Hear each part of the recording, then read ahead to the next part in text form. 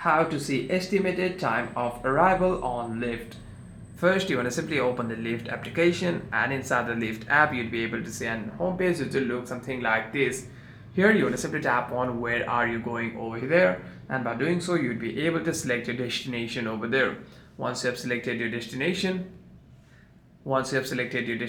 you'll be able to see your ride types over there, and you want to simply select one of the modes of ride and tap on request Lyft over here.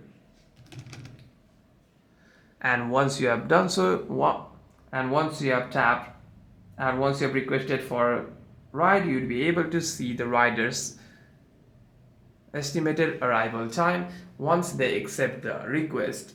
As you can see here, it says arrives in 4 minutes, and this is the estimated time of arrival. Hope this video was helpful, and if you have any further questions, make sure to leave a comment down below.